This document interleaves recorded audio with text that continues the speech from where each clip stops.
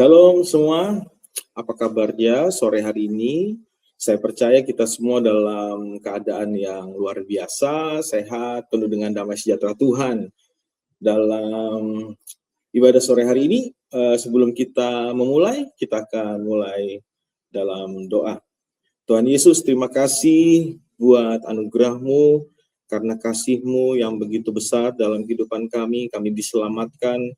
Kami hidup karena anugerah-Mu Tuhan, kami percaya apa yang kami kerjakan, semuanya Tuhan, ada campur tangan Tuhan di hidup kami. Terima kasih buat kesempatan demi kesempatan yang kami hadapi, yang kami alami, dan sekali lagi Tuhan, sebentar kami akan mendengar sebagian dari firman-Mu, biarlah firman ini menjadi kekuatan dalam kehidupan kami. Terpujilah nama-Mu Tuhan, hanya dalam nama Bapa, Putra, dan Roh Kudus. Haleluya.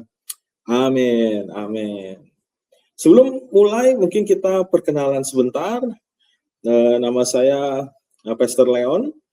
Saya melayani di gereja baru di Perintisan, begitu, komunitas kecil di Kota Malang, namanya City Light Community Malang, dan under denominasi Gereja Sidang Jemaat Allah di Indonesia atau GSJA. Oke, hari ini kita mau belajar yang namanya itu kekuatan dari mendengarkan, the power of listening. Kelihatannya ini sederhana, begitu ya rekan-rekan semua, tapi menurut saya ini menjadi sesuatu yang sangat penting, karena mendengarkan ini sepertinya mahal banget hari ini ya, untuk kita bisa didengar, bahkan untuk kita bisa berbicara, untuk orang lain juga mendengar orang berbicara, begitu rasanya tuh kayak gimana gitu di tengah-tengah kebisingan atau banyak sekali distraksi yang ada di dalam kehidupan kita. So, mari kita sama-sama melihat selanjutnya, slide selanjutnya. Jadi saya tulis begini, komunikasi itu sama dengan jembatan keberhasilan, dan salah satu instrumennya adalah tentang menjadi pendengar yang baik. Jadi kalau kita sadari betul bahwa dalam proses komunikasi, begitu, di berbagai aspek dalam kehidupan kita, salah satu instrumen yang paling penting adalah menjadi pendengar yang baik. Kalau kita bisa menjadi pendengar yang baik, itu sebenarnya sudah hampir setengah keberhasilan dari hubungan yang kita bangun, begitu. Coba next selanjutnya. Jadi saya temukan tulisan ini ya, listening is a golden key that costs nothing but it brings huge benefit. Jadi betul-betul mendengarkan itu seperti kunci emas, begitu, yang tidak membutuhkan banyak biaya, menghabiskan banyak biaya, tapi itu bawa banyak sekali keuntungan. Jadi sekali lagi, penting dalam kehidupan kita untuk kita memulai segala sesuatu dalam menjalin hubungan atau apapun itu dimulai dari bagaimana kita mendengar. Next. Jadi ada Stephen R. Covey, ini bukunya sangat terkenal sekali ya, The 7 Habits, bestseller, buku yang favorit sekali buat banyak orang. Dia tulis begini, kebanyakan orang itu tidak mendengarkan dengan tujuan untuk memahami. Mereka mendengarkan dengan intensi membalas ucapan si lawan bicara. Apalagi kalau kita lihat hari-hari ini ya, kadang kalau kita sudah pegang yang namanya handphone, saudara-saudara semua, perhatikan waktu handphone ini dipegang, waktu kita mulai berbicara, waktu kita mulai melihat, tiba-tiba ada orang yang berbicara, kadang-kadang kita bisa ngomong, ya, apa bisa diulangi? Kadang-kadang butuh konfirmasi kembali gitu dari pertanyaan-pertanyaan orang yang dekat dengan kita, kadang istri kita, anak kita, kadang teman-teman kita, ya orang-orang muda itu biasanya gitu. Gimana hari ini? Pasti akan ngomong apa begitu ya. Jadi kadang-kadang kita membalas, belum lagi kalau perasaan kita ya sebagai orang muda, misalkan kita ngomong sama orang tua yang lagi pegang handphone tuh, biasanya kalau dia tanya kalau kita tanya, misalkan kita tanya, Pak, pekerjaan ini bagaimana? Itu tolong selesaikan di sana. Tapi mukanya dah hadap kita, hadap mukanya di handphone gitu. Itu rasanya gimana begitu?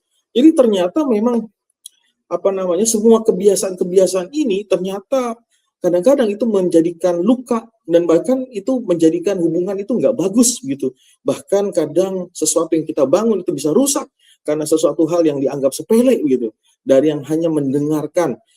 Bayangkan Stephen Covey sampai nulis begini, yang dia notice, Kebanyakan orang tidak mendengarkan dengan tujuan untuk memahami, mereka mendengarkan dengan intensi membalas ucapan si lawan bicara. Jadi hanya sekedar membalas gitu, nggak mau memahami. Oke, next. Ini kita bisa lihat kembali di slide selanjutnya. Jadi John Grohol, dia menulis di situs Sai Central, dia bilang begini, lain karena merasa diri benar, orang juga tak mau mendengarkan karena ia merasa lawan bicaranya kurang kredibel atau tidak dipercaya, tidak bisa dipercaya. Nah ini kan sebenarnya masalah-masalah yang dialami orang muda. Gitu. Kenapa kadang-kadang orang muda itu nggak bisa dipercaya omongannya, dianggap remeh gitu. Bukan karena apa juga, kadang-kadang kita tidak menunjukkan konsistensi kita.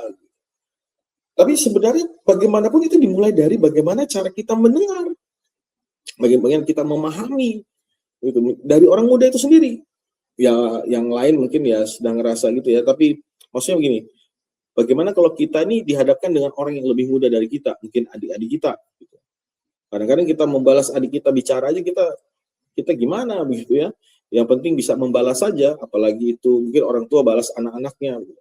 Tapi bagaimanapun orang-orang muda itu dituntut untuk bisa kredibel dengan apa yang dia kerjakan, konsistensi. Masalah kita itu masalah konsistensi sebenarnya. Orang-orang muda itu, sehingga kadang-kadang apa yang kita kerjakan, apa yang kita tanyakan itu semua dianggap biasa, gitu. Karena apa yang ada pada kita. Jadi sekali lagi yang saya maksudkan di sini, ini ada dua hal, bagaimana respon kita sebagai orang yang mendengarkan dan bagaimana respon kita sebagai orang muda dihadapkan dengan persoalan yang seperti ini. Nah makanya ini menjadi menjadi perhatian bagusnya untuk kita bisa mengembangkan diri kita selanjutnya. Next. Jadi ahli saraf Seth Horowitz bilang perbedaan mendengarkan dan mendengar itu terletak pada tingkat perhatian. Jadi mendengarkan itu merupakan perilaku aktif yang membutuhkan fokus. Jadi betul-betul mendengarkan dan mendengar itu berbeda. Makanya mulai hari ini saya mendorong kita semua untuk kita bisa belajar untuk kita mendengarkan. Kenapa? Karena mendengarkan kita fokus dan kita bisa mengerti. Nanti saya akan jelaskan kenapa ini begitu penting bagi kehidupan kita, orang percaya. Next. Ini ada sebuah data juga, teman-teman semua, dari datalisten.org, dibilang bahwa mayoritas orang terdistraksi atau memikirkan hal lain selama 3/4 waktu yang semestinya dihabiskan untuk mendengarkan. Bayangkan rekan-rekan semua, kita bisa mendengarkan itu kurang lebih 125 sampai 250 kata per menit dan memikirkan itu 1.000 sampai 3.000 kata per menit. Jadi mendengarkan lebih sedikit daripada memikirkan. Nah, ini repot juga ya, bagaimana memproses semua informasi yang masuk di dalam kehidupan kita. Jadi dalam jangka panjang kita hanya mengingat 20% dari yang kita dengar. Terlalu banyak prosesnya. Jadi kurang dari 2% profesional yang mengecap edukasi khusus mengenai kemampuan dan teknik mendengarkan. Jadi ada sebuah mitos begini, orang pandai itu mendengarkan lebih baik daripada orang berintelijensi rendah. Tapi ternyata faktanya begini, siapapun itu bisa jadi pendengar yang baik jika mau berlatih. Jadi sebenarnya kita harus mulai berlatih. Saya berlatihnya bagaimana? Waktu anak saya ngomong dengan saya belajar untuk taruh handphone atau saya matikan handphone saya sebentar, saya lihat mukanya anak saya. Saya melatihnya dengan itu. Supaya saya ngerti apa yang anak saya omongkan dengan saya. Karena kadang-kadang anak-anak itu punya bahasa yang berbeda. Jadi sekali lagi, jangan sampai karena kesibukan kita mengabaikan apa yang menjadi isi hati dari anak-anak kita. Ini kalau ada orang tua yang mendengar streaming ini, saya rindu kita semua belajar untuk bisa menghargai siapapun itu orang-orang, mau dia orang tua, mau dia orang muda, atau yang sama, atau anak-anak di bawah kita, atau anak-anak kita, untuk bisa mendengar fokus mereka, bicara mereka, untuk kita bisa membalas dengan interaksi yang sehat, sehingga mereka punya rasa aman untuk mereka bercerita. Mungkin itu konteks yang lain, kita mau bahas hal itu ya, tapi semua itu dimulai dari cara kita mendengarkan. Oke, next. Nah, ini dia. Ini penting sekali untuk kita mengerti di dalam Keluaran 33 ini, begitu. Sebuah kejadian yang sangat penting kita sebagai orang percaya harus bisa belajar dari kejadian ini. Dan saya akan juga kumpulkan beberapa cerita di Alkitab yang itu menjadi contoh buat kita bisa memahami kembali betapa pentingnya mendengarkan itu. The power of listening ini luar biasa untuk kita bisa memahami siapa kita di dalam Kristus. Ya, next. Nanti rekan-rekan semua bisa baca, ini PR-nya, rekan-rekan orang-orang muda, engkau bisa baca nanti di rumah, keluaran lengkap, ya, supaya dapat perspektifnya. Jadi, tapi di sini saya akan ambil dari, langsung saja di ayatnya yang ke-8 sampai yang ke-10. Saya bacakan bagi kita semua. Dikatakan begini, apabila Musa keluar pergi ke kemah itu, bangunlah seluruh bangsa itu dan berdirilah mereka masing-masing di pintu kemahnya, dan mereka mengikuti Musa dengan matanya sampai ia masuk ke dalam kemah.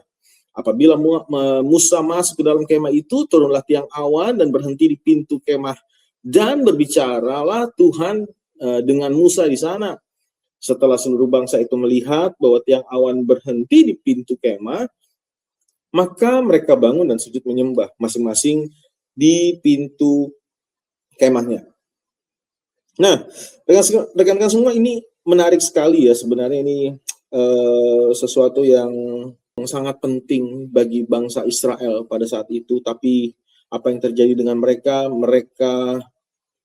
melupakan begitu apa yang seharusnya menjadi bagian dari mereka, penting, sesuatu yang sangat penting di kehidupan mereka, tapi mereka abaikan.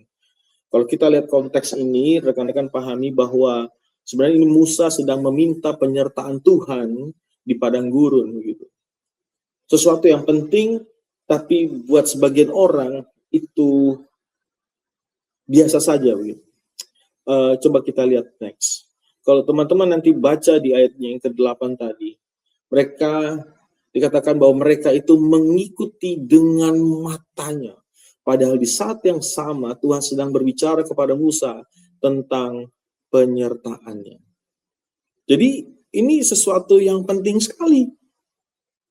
Mungkin sebagian kita pasti berpikir begini, bangsa Israel dia takut sekali mungkin karena hadirat Tuhan yang begitu kuat begitu.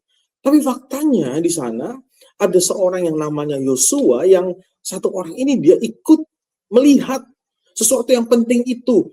Jadi dia mendengar apa yang Tuhan bicarakan kepada Musa, bagaimana Tuhan akan menyertai bangsa itu. Makanya cara pandang Yosua itu berbeda dari yang lain. Ingat sebuah peristiwa pengintai itu, ya, bagaimana responnya Joshua terhadap apa yang akan mereka hadapi. Karena apa? Dia langsung mendengar apa yang menjadi perintah Tuhan, apa yang menjadi pernyataan Tuhan juga kepada bangsa Israel, bahwa Tuhan akan menyertai mereka begitu. Jadi ini menurut saya ini sesuatu hal yang penting. Nah, kadang-kadang hal yang penting itu kita abaikan. Kita hanya mengikuti Tuhan dengan mata kita. Sama seperti bangsa Israel mengikuti Musa dengan matanya. Mereka hanya melihat dengan matanya begitu. Mereka diam di kemah, depan pintu kemah mereka. Mereka nggak masuk langsung. Mereka nggak ikutin mendekat. Pada akhirnya mereka bisa mendengar secara langsung apa yang Tuhan mau, apa yang Tuhan inginkan, bagaimana cara Tuhan menyertai mereka. Sesuatu yang sangat penting tapi diabaikan. Kadang-kadang kita begitu juga. Kita ikutin hanya dengan mata kita. Kita tidak mau mendekat. Kadang-kadang kita hanya mau mendengar apa kata orang tentang Tuhan, tapi tidak apa kata Tuhan yang seharusnya untuk kita. Jadi ini sesuatu yang patut kita renungkan bersama, bagaimana pentingnya untuk kita itu mendengar apa yang Tuhan mau dalam kehidupan kita juga, supaya kita nggak tersesat. Nah, so next. Jadi pertanyaannya begini, mengapa kita harus menjadi pendengar yang baik? Yang pertama, next. Yang pertama ada 3 hal. Yang pertama adalah supaya apa? Kita tidak dapat dimanipulasi. Sekali lagi, supaya tidak dapat dimanipulasi. Kalau kita ingat Kejadian 2 ayat 17. Tetapi pohon pengetahuan tentang yang baik dan yang jahat itu, janganlah kau makan buahnya, sebab pada hari engkau memakannya, pastilah engkau mati. Bayangkan cerita ini cerita menarik sekali. Tuhan bicara tentang pohon itu kepada Adam. Dan ular itu dia ngomong kepada Hawa. Mungkin kalau ular itu ngomong kepada Adam karena dia mendengar langsung, hasilnya akan berbeda. Tapi apapun itu kejadian ini, inilah yang saya mau katakan bahwa kadang orang dimanipulasi itu karena dia tidak mengerti.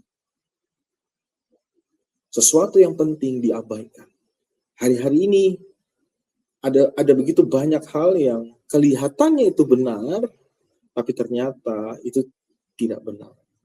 Banyak orang pakai istilah positif. Tidak semua hal yang positif itu benar, saudara-saudara. Yang harus kita pakai adalah kebenaran. Apa yang terjadi juga dengan Kain? Kenapa Kain bunuh Habel? Ini bukan masalah persembahannya, tapi cara dan siapa yang memberikan. Bagaimana dia memberikan.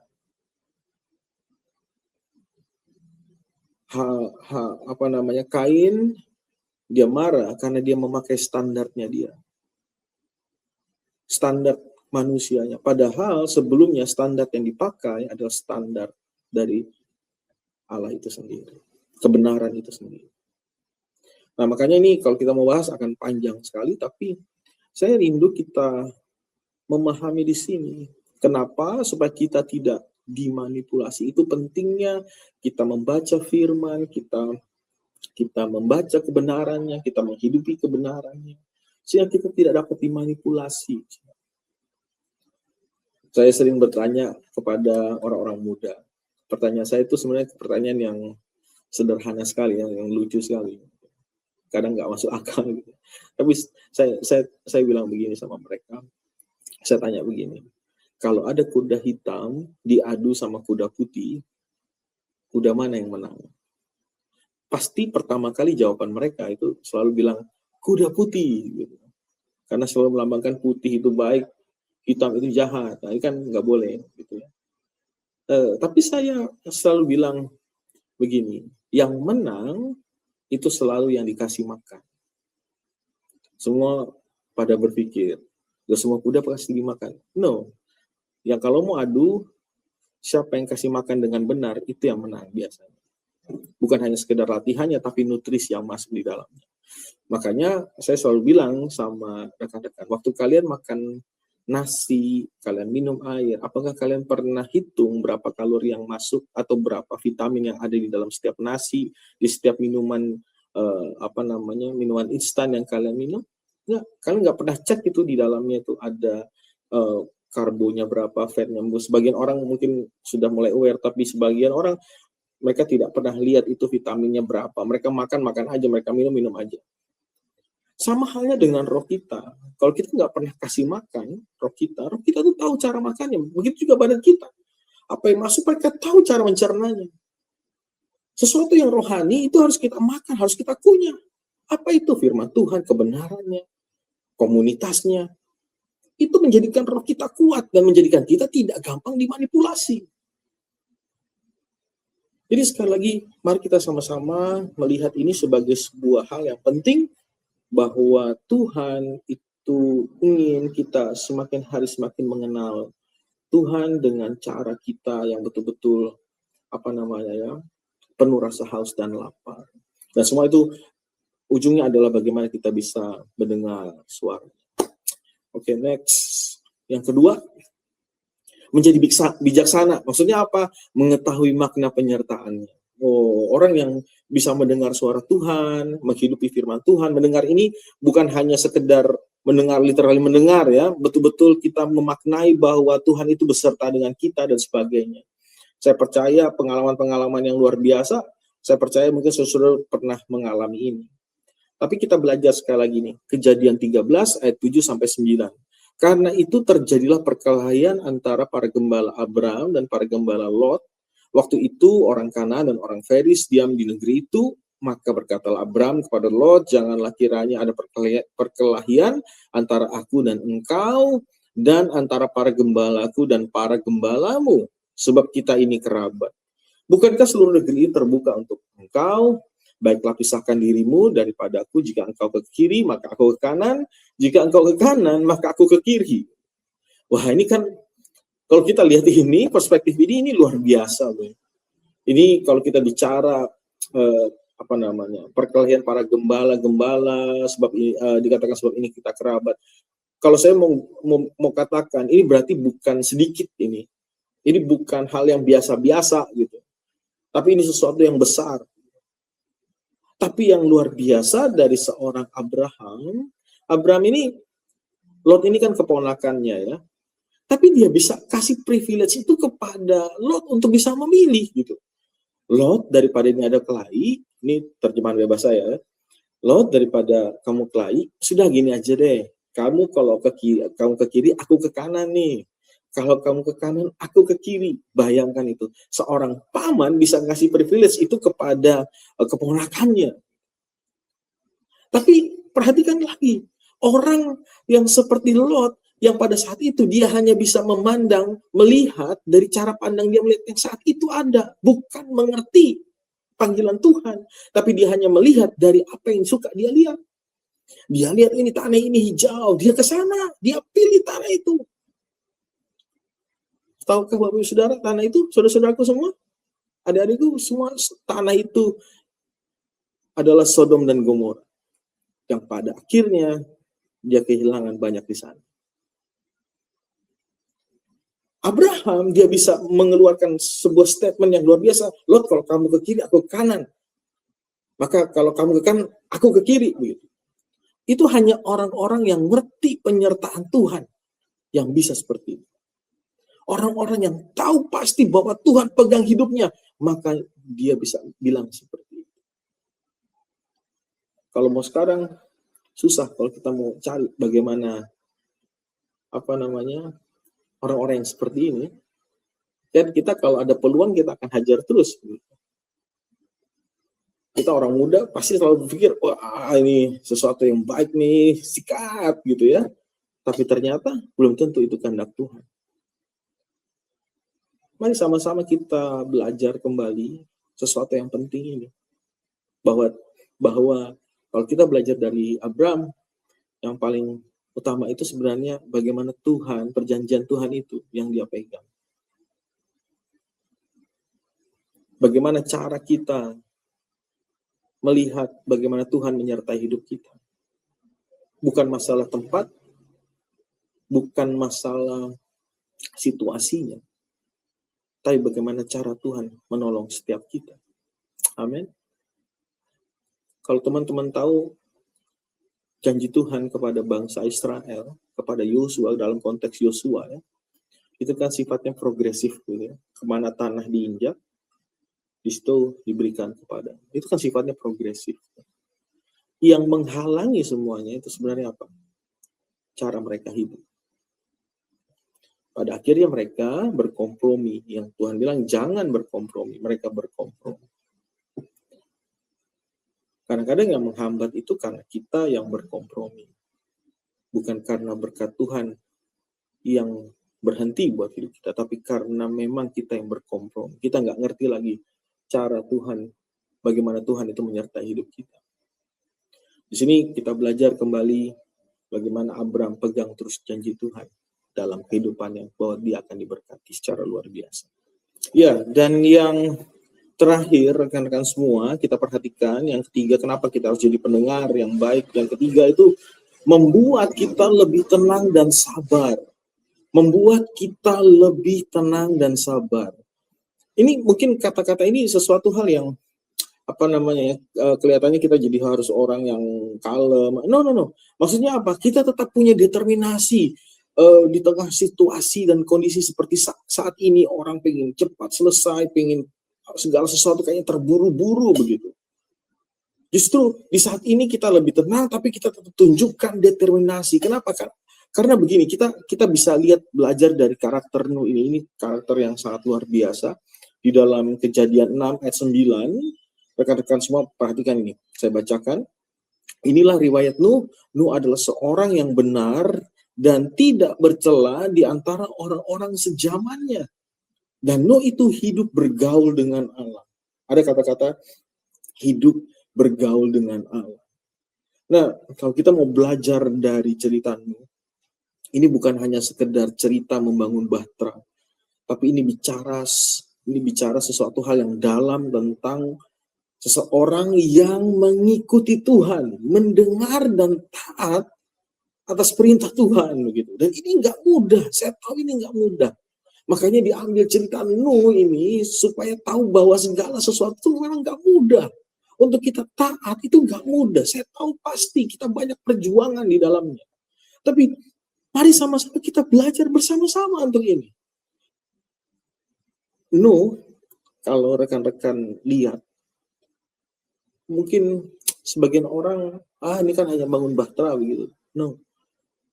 Dia bangun bahtera bukan di pinggir sungai. Dia bangun bahtera di atas bukit. Yang tentunya orang sudah bilang, ini ngapain bikin bahtera di atas bukit.